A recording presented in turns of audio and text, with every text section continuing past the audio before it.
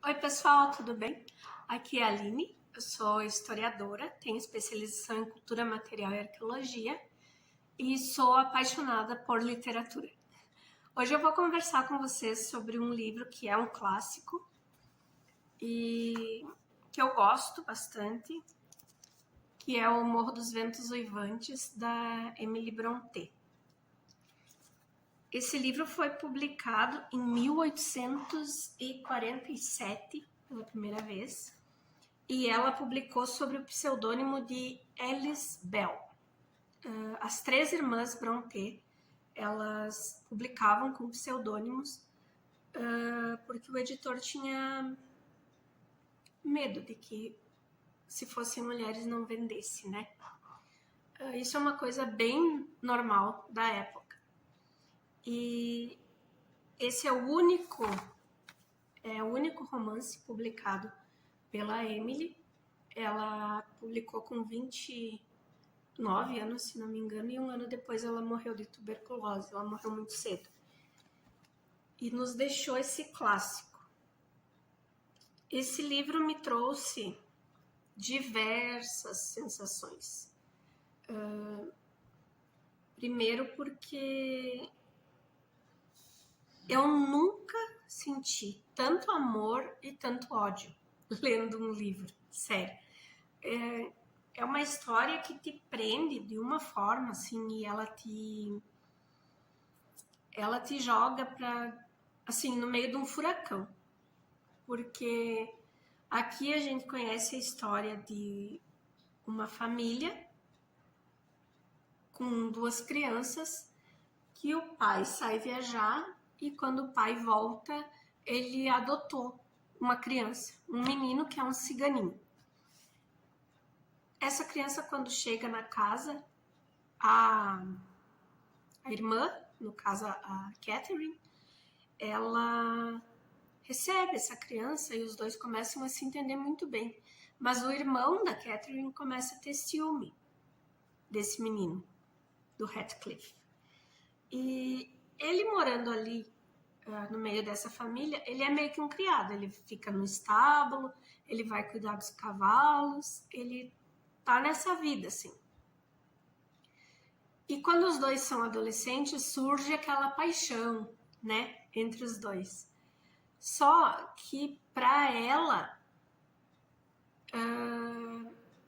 ele meio que é uma segunda opção. Se nada der certo, ele tá garantido ali, né? Ela ama ele, mas ela é a dona dessa casa. E ela sai e ela acaba conhecendo um outro rapaz. Ela machuca, se não me engano, a perna e ela fica na casa desse vizinho que é muito rico, que é dono daquelas terras. E quando ela volta para casa, ela tá noiva desse rapaz e ela começa a desfazer no Heathcliff e acontece todo o problema da história, porque ele não vai aceitar isso e ele entende e ela diz, né, que ela quer ter uma família, ela quer que os filhos dela tenham essa condição que ela teve, enfim, e que ele não tem condições de dar isso para ela. O que acontece é que ele sai dessa casa e ele vai para a guerra para conseguir dinheiro.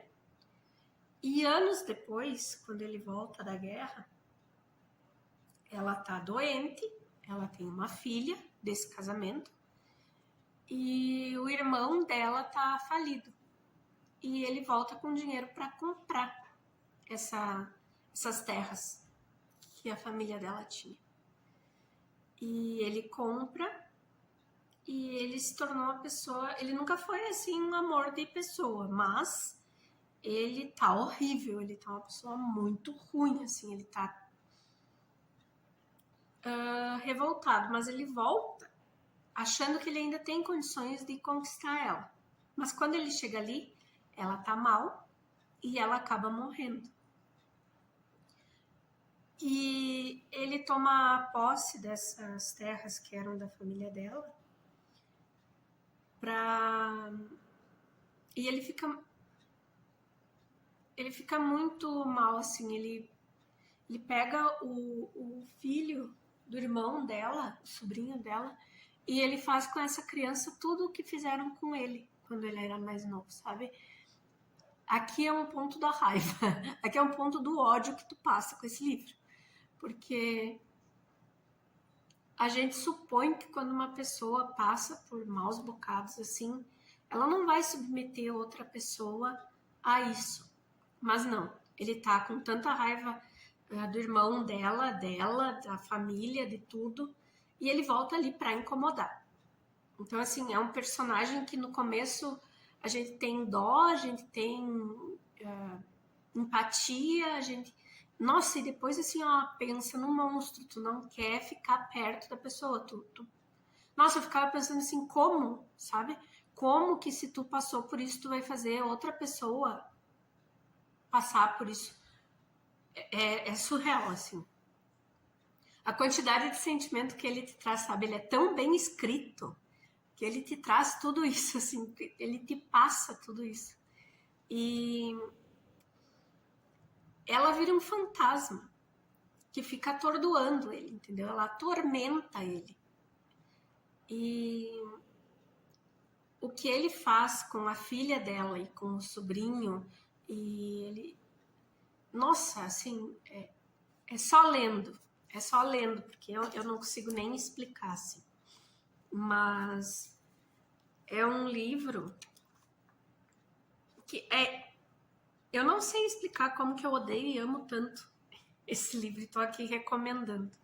Porque ele é um clássico, ele é essa história de vingança, porque é isso que ele tenta fazer, sabe?